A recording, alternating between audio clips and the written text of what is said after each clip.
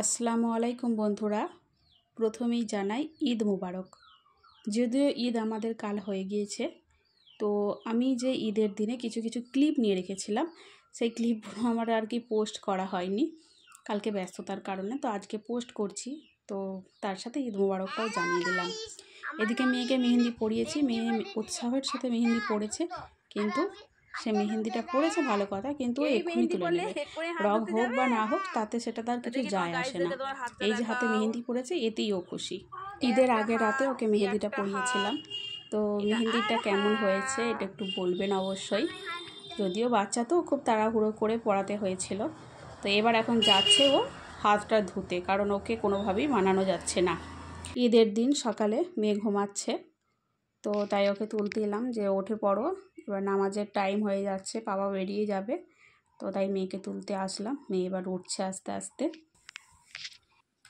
আর হ্যাঁ, তোর হাতের মেহেন্দিটা দেখি। শুকিয়ে গেছে, কি সুন্দর কালার হয়েছে। না, গুড মর্নিং বলো। এই ঈদ মোবারক, ঈদ মোবারক। সবাই নামাজ পড়তে চলে গেছে, আর হ্যাঁ এখনো ঘুমো করছে। কখন উঠবে আর হ্যাঁ বলে দাও। মেয়েকে তুলতে কতক্ষণ টাইম লাগছে সেটা তো দেখতেই পাচ্ছেন। সকালবেলা তো বাচ্চাদেরকে ঘুম থেকে তোলা খুব কষ্ট। এখানে ব্রাশ নিয়ে বসেই আছে।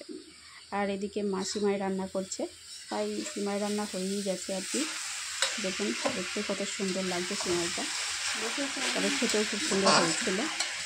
এদিকে আরহা পাশে দাঁড়িয়ে দাঁড়িয়ে সিমাই রান্না দেখছে, বলছে আমাকে একটু দাও খাবো। তো তারপর দিদু একটু আদর করে দিল। এরপর গোসল টোসল করিয়ে ওকে নিয়ে চলে আসলাম রেডি করতে। মেয়ে আপনাদেরকে হাই করছে দেখুন।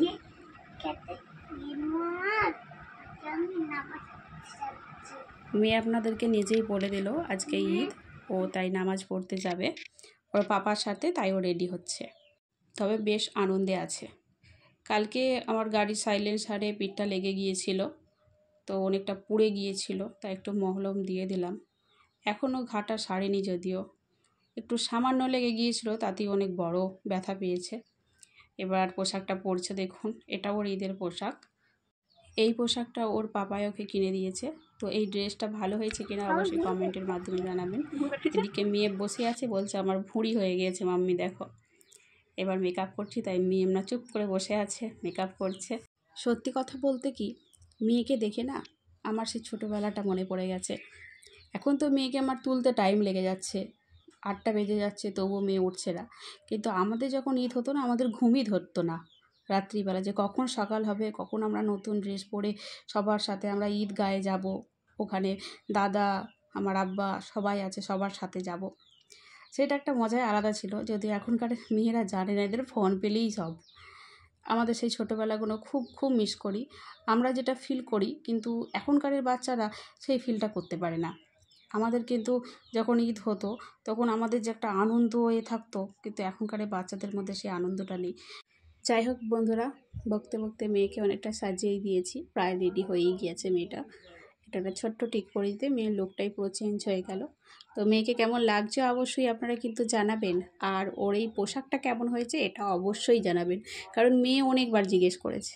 এবার একটা মেয়ের ছোট্ট ক্লিপ নিয়ে নিলাম। আশা করি আপনাদের সবার ঈদ খুব ভালো কেটেছে। সবাই ভালো থাকবেন, সুস্থ থাকবেন। আল্লাহ হাফেজ।